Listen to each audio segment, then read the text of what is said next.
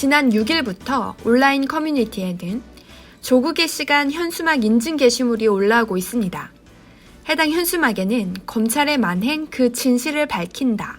조국의 시간이라는 문구가 적혀 있습니다.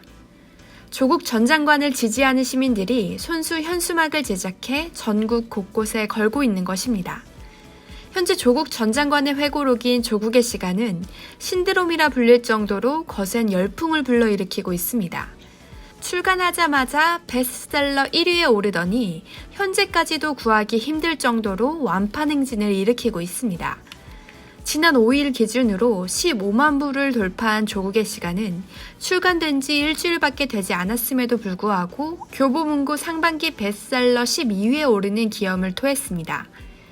지난 4일에는 검찰 고위 간부급 인사가 있었습니다. 이번 인사를 통해 지난 윤석열 전 검찰총장 징계 당시 윤 총장을 감싸던 일부 검사들이 법무연수원과 사법연수원으로 대거 전보됐습니다.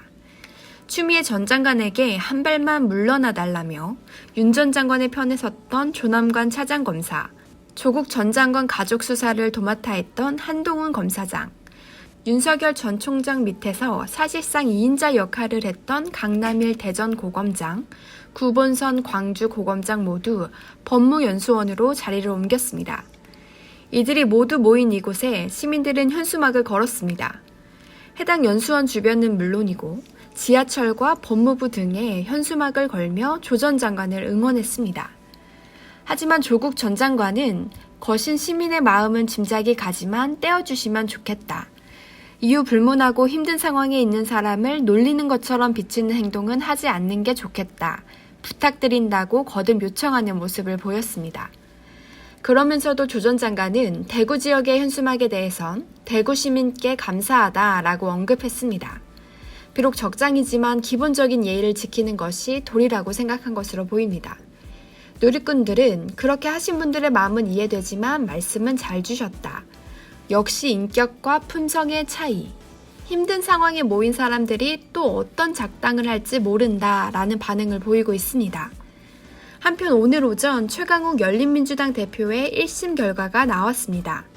벌금 80만 원을 선고받으며 의원직을 유지할 수 있게 됐지만 유죄 판결이 나왔습니다. 최 대표는 정치 검찰의 장난질에 사회적 비용이 얼마나 큰 것인가 다시 실감한다. 이것을 자신의 정치적 자산이라 오판하고 정치 활동에 나선 전직 검찰총장이 과연 얼마나 진실하고 정의로운 결과를 위해 그런 정치 활동을 하는지 똑같은 차원에서 면밀한 잣대로 검증해달라라고 직격탄을 날렸습니다. 이어 오판이고 잘못된 해석이다. 정해진 절차에 따라 하나하나 입증하고 반박하겠다라면서 항소 의지를 내비쳤습니다.